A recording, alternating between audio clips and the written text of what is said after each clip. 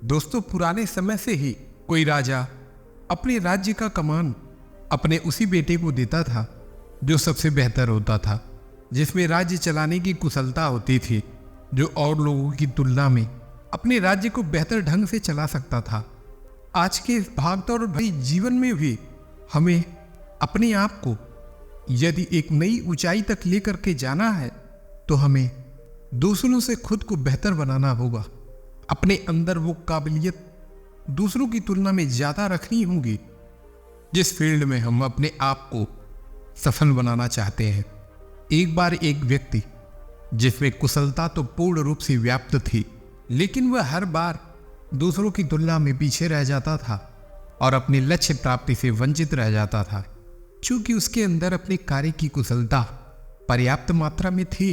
लेकिन जिस तरह से एक योद्धा युद्ध के भूमि में उतरने के बाद विजयी तभी होता है जब वह अपने सामने वाले के तुलना में हर क्षेत्र में उससे अधिक कुशल होता है, तो विजय निश्चित रूप से अधिक कुशल व युद्ध निपुण व्यक्ति की ही होती है।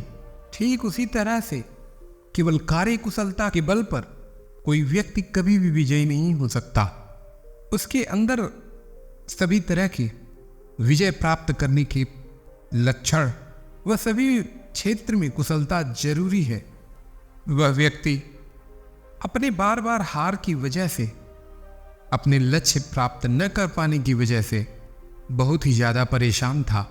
अपने जीवन को लेकर सपनों की इसी उधेड़ बुन में वह व्यक्ति एक बार चिंतित अवस्था में परेशान सा बैठा हुआ था।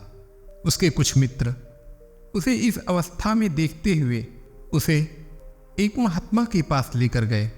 महात्मा ने उस व्यक्ति की सभी समस्याओं को बड़े धैर्य से सुना और बोला, प्राचीन समय से ही वही व्यक्ति सफल होता है जो दूसरों से बेहतर होता है। यदि हम सामने वालों की तुलना में कमजोर या उनकी तुलना में कुशलता, श्रेष्ठता हमें कम होगी, तो फिर हम कैसे अपने आप को उस व्यक्ति से आगे लेकर जा पाएंगे? और जब तक हम अपने आप को उस व्यक्ति से आगे नहीं रख पाएंगे, तब तक हम भला कैसे सामने वाले को पछाड़ कर उससे आगे पहुंचकर लक्ष्य प्राप्त कर पाएंगे? प्रतियोगिताओं का होना केवल यही प्रदर्शित करता है कि किसी प्रतिद्वंदी से प्रतियोगिता कराने वाले की कोई द्वेष नहीं होता, लेकिन प्रतियोगिता कराने वाले को केवल और केवल इन सभी प्रतिभागियों में सबसे कुशल व्यक्ति का ही चयन करना होता है। और इसी उद्देश्य से वे कम कुशल व्यक्ति को हर बार छांट दिया करते हैं। दूसरों की तुलना में खुद को बेहतर बनाने से मतलब बिल्कुल भी यह नहीं है कि किसी व्यक्ति में कोई कमी या उसकी क्षमता में कोई कमी होती है।